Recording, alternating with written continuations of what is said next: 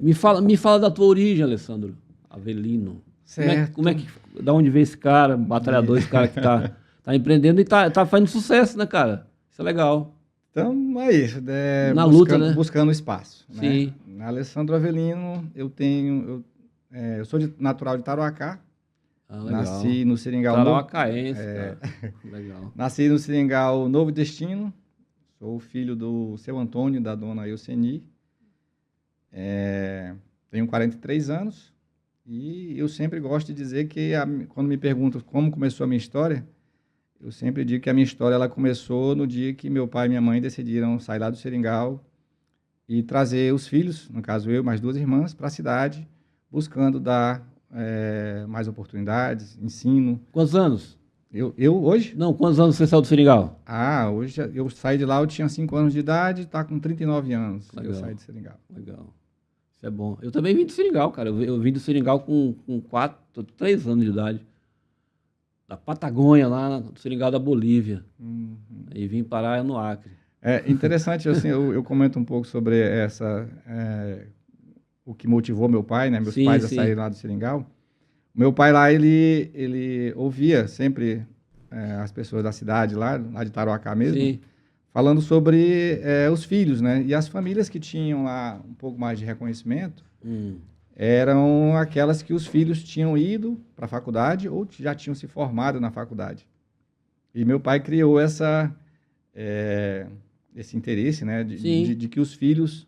Ele viu que podia daí surgir uma coisa boa para vocês. Né? Exatamente, que os filhos pudessem chegar até a faculdade. E ele sabe, e na cabeça dele a única possibilidade é que ele viesse para a cidade. Aí vendeu o pouco que ele tinha por lá e veio para Rio Branco. Mas como é que essa percepção dele, assim, isso, ele viu nos outros e achou que era legal porque ele era analfabeto, ou como é que era? Isso. Ou ele tinha algum estudo? Não, meu pai é semi-analfabeto, ele estudou acho que até a 4ª série ainda incompleta.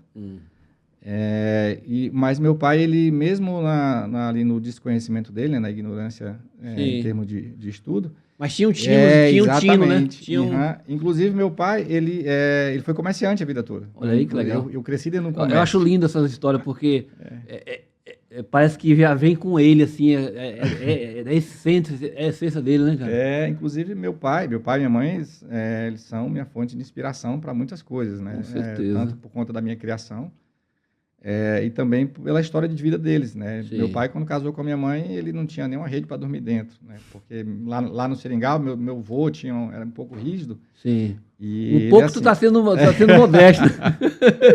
Antigamente os caras eram bravos. Então casou, vai cuidar da sua vida, te vira, e mais ou menos isso. E começaram ali os dois. Enfim, e aí foi onde começou a história do Alessandro Avelino. Viemos para a cidade, meu pai trabalhou com comércio a vida toda. E eu sempre lá junto com ele. Ajudando lá no comércio, desde muito pequeno. Meu pai chegou na região da Baixada da Sobral.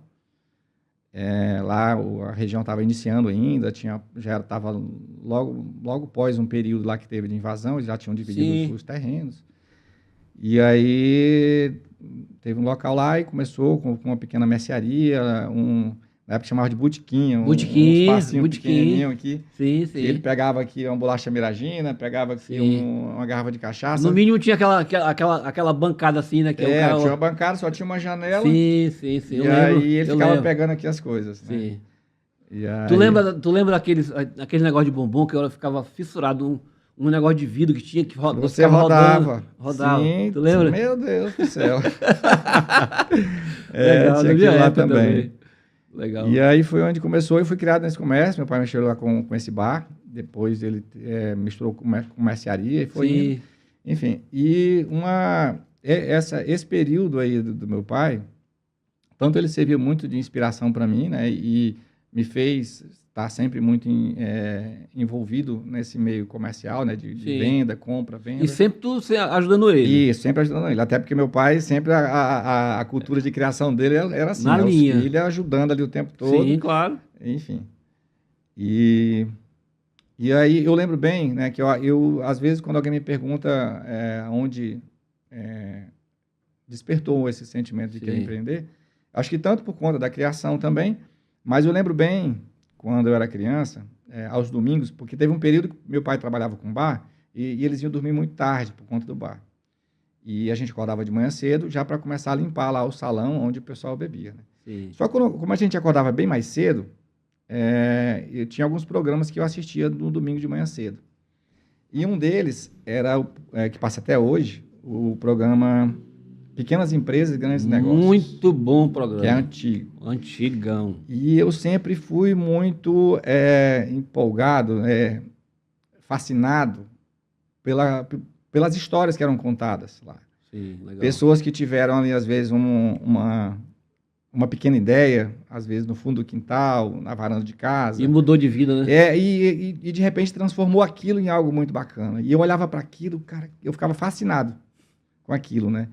E eu cresci pensando naquilo e ali numa determinada idade, ali, lá pelos meus, acho que 18, 19 anos, estava meio despertando já um pouco para isso, né? Que eu tinha muita vontade de encontrar alguma coisa que nascesse de uma pequena ideia e de repente pudesse virar algo muito bacana, né? Sim. Enfim, aí foi mais ou menos aí que começou e depois, alguns anos, esse sentimento de empreender ficou um pouco adormecido.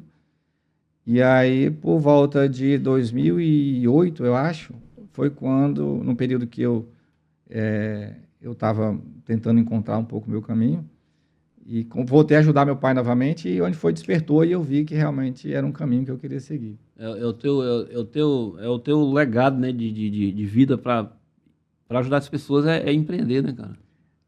Ajuda muito a família, né, cara? Tem uma frase que eu gosto, né, que eu já falei algumas vezes, né, que eu acho que o mais próximo que a gente pode chegar da imortalidade aqui na Terra é através do legado. Com certeza. É o que a gente vai deixar para as pessoas. Exatamente.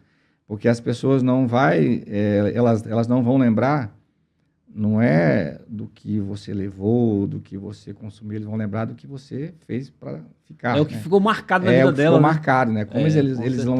Porque cada um de nós iremos escolher como nós queremos ser lembrados. Verdade. Né? Então, eu escolhi ser lembrado de alguma forma bacana, seja com pessoas seja com oportunidade que nós podemos criar para algumas pessoas, seja de repente, numa entrevista como essa, por exemplo, a gente servir de inspiração de alguma forma para algumas pessoas que, em algum momento, acho que sempre... Porque, assim, na vida da gente, quando a gente começa a olhar muito para os problemas, parece que tudo é muito difícil, né?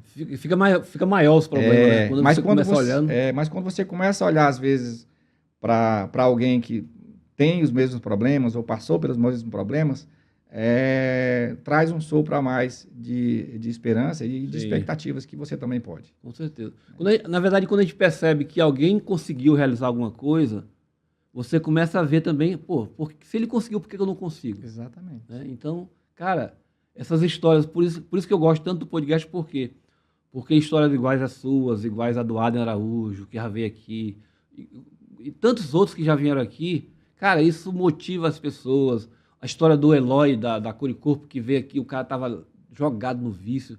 E hoje é um super empresário, o cara que viaja o mundo aí pregando, falando da palavra de Deus, falando do amor de Cristo, né, cara? Da farmácia lá também, o seu Edson. O Edson também. Edson tem uma história linda, cara. Nossa. História linda. E essas pessoas, né, do Adem, o Edson... Aí o Savari também veio aqui, também. A história linda. Eu não sei se já veio com você aqui, o Paulo, lá do Comercial Simão também. Não, o Paulinho não veio, não. Já fiz várias vezes o convite para ele, mas nunca veio. É um camarada também que eu admiro muito gente boa. Conheço o Paulo há muitos anos. Então, são muitas pessoas que nós temos hoje aqui na nossa cidade, no nosso estado, que são espelho, né? Servem de exemplo. São referências, né? Referência e de motivação. Sim.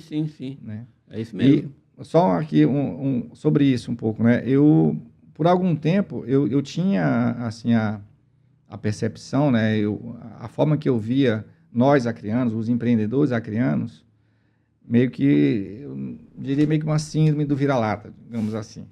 Aquela coisa de que parece coisa que boa só dos outros, só de fora. Só quem pode empreender é quem é de fora, só quem pode ter um negócio grande é quem é de fora. Sim. E nesses últimos 8 anos, eu tenho sentido uma mudança de comportamento. Sempre surgindo mais pessoas, motivadas, às vezes, por outros casos, né? Outros empreendedores. E isso vem aflorando um pouco mais.